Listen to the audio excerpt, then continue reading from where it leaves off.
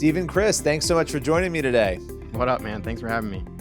All right, so you have got a new series, I Love Christmas Parties, on Pure Flix, and this is it's funny, it's got heart, and it's about sort of this Christmas party gone wrong. So I got to start by asking you, was this, somehow inspired by real events? Was there something that inspired you that happened in real life?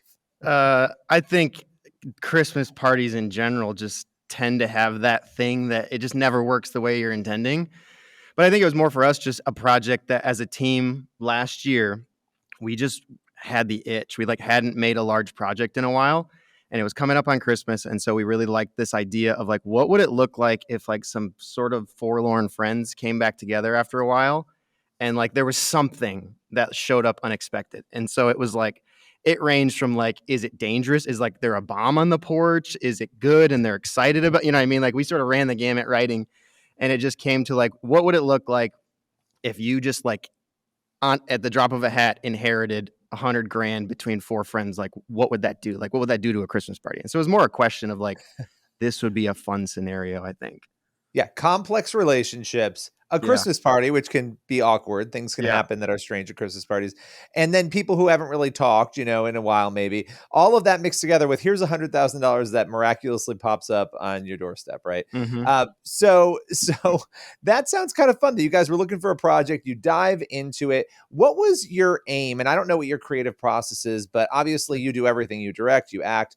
But when you were entering into this project to make it, were you thinking about an end result that you wanted within the audience as a result of it? I think because we made it, October, November, December 2020. And so it was very intentional. Even in the storyline, it was this has been a hard year for a lot of people. And so I think our whole, I'm a pastor at our church. And so what Island is, the production company that made this series, is sort of the film and media department / arm of our church. And so for us, we always try to start at home. It's this is for our church, for those that are this has been a year where they haven't been able to work, or they've lost their jobs, or we have a decent amount of people in the healthcare industry, or it's just been kind of hard on a lot of people. So what could we do to just lighten it just a little bit? Could we make them laugh, and could we have them walk away at the end knowing that, yes, this has been insane, but it's going to be okay? And I think that was ultimately just the heart underneath it all. It was yes, this has been crazy, and it's affected each one of us at sort of a different level of chaos, but it's going to be okay. And I think that was sort of the ultimate underpinning of the story, at least, of just hey, our church first, and then for the rest of the world after that, guys, it's going to be okay. We're in it together. Yeah. Well, why do you think, in light of that, because that's such an important, what you just called out is so important. So many people in different ways have struggled, across the board over the past year. And so every viewer will relate to that in some way. But what made you choose, just to go back to this point, because I think it's important, Christmas, right? And why is this a good thing to watch at Christmas time? I think, Christmas is I'm that guy, right? I'm that guy who's streaming Christmas movies November 1st. I will do it before Halloween, but I don't, simply out of deference to other people who don't like that, right? So I am obsessed and love all things Christmas. But I think the older I've gotten, I'm 31 now, father of two kids, it's I'm realizing that for a lot of people, Christmas is they don't like it at all. It's hard. It's hard the hardest for time of the year for them. Yeah. And for me, having not experienced great losses at this time of year, having, you know what I mean? It seems we do so many, as pastors, even at the church, we do so many more funerals, it seems this time of year. I don't know if it's the weather, or I don't know what it is, but it's it seems for so many people, even we were just talking about the shooting that just happened 35 minutes from us. It's just November 29th or whenever that happened. It just seems this tends to be a time of year for people that is always rough. And so I think for us, it was okay, it's been a year of that, 9 months, because it started last year, March, with COVID. It was it's been 9 months. And now we're coming into a time of year for a lot of people that's already difficult. And it's going to compound now with the difficulty of COVID Christmas. What can we do to just sort of ease it just a little bit, just to bring that slight reminder that you're not alone and it's going to be okay. That's so important because so many people, even COVID aside, you were mentioning different events that happen. Even if nothing bad happens around Christmas, there are a lot of people. And listen, I'm like you, I love Christmas. Yeah.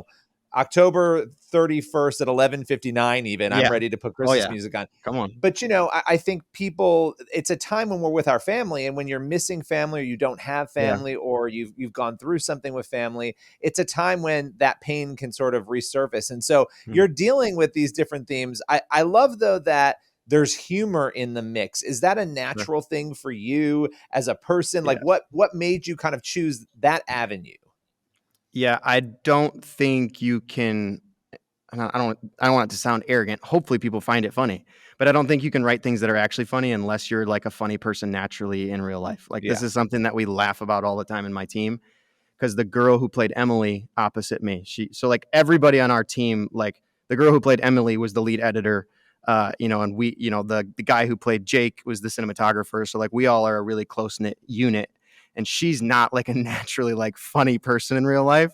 And so like she and I co-wrote it, and I was sort of rewriting all of her jokes, but she's great at plot points and sort of the overarching character development, and that's where she really shines. You know what I mean? If you give her something serious and inspirational or emotional, she shines. For me, I'm a middle child, so my natural inclination is to like break up this awkward moment, this underlying tension in the room. I'm going to break it cracking a joke. And I think that's been me my entire life.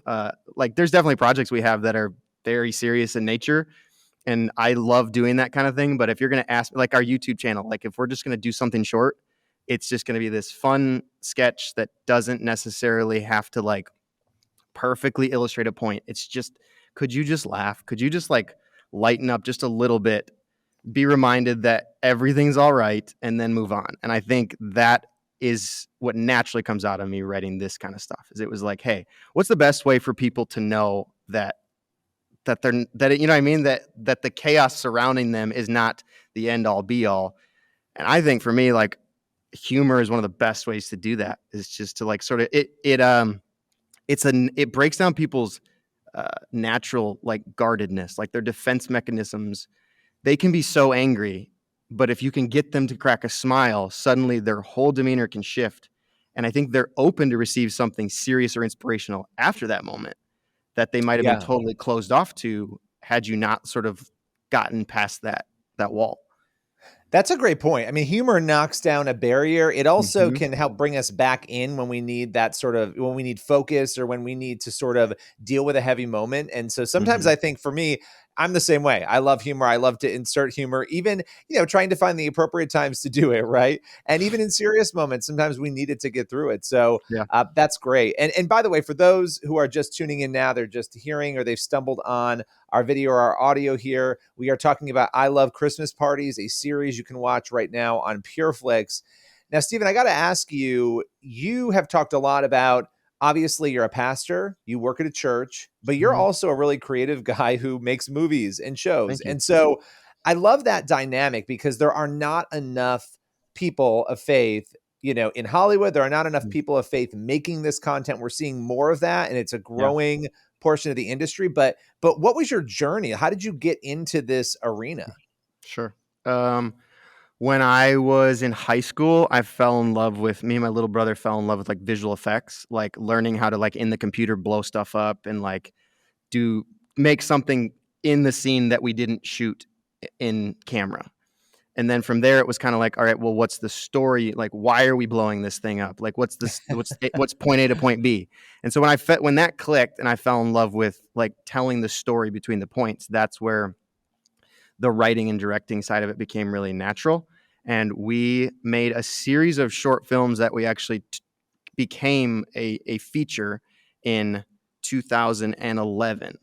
And it was an experiment for us. I knew that I liked the idea of making films, but especially then it was like Christian media was rough. Like it has come a long way in the last 10 years, like the quality. And it Yes. wasn't Yeah. something I think initially I really wanted to associate with.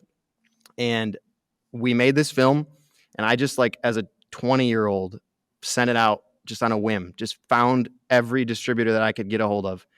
And when I was driving back from college, again, 20-year-old on spring break driving home, I get a call from David White, and he's like, "Hey, I saw this movie, Real," and I'm like, like I'm just learning about what Pure Flix is and sort of the whole process of what they were doing.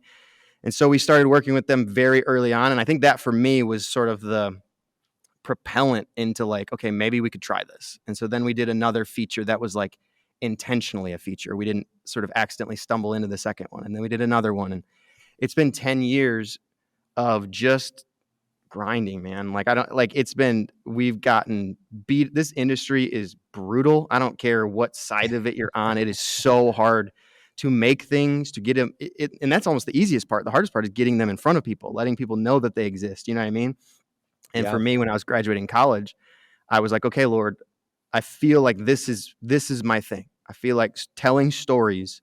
The only two things I'm really passionate about are filmmaking and teaching the word. And I don't know what to do with that because there's not a whole lot of like opportunities where those two things would sort of coalesce in a career. And I felt like I was like, okay, I'm graduating from college in Minneapolis. Okay, Lord, where do I go? New York, LA, Atlanta's really booming right now. Where should I go? And I felt like he told me to go back home.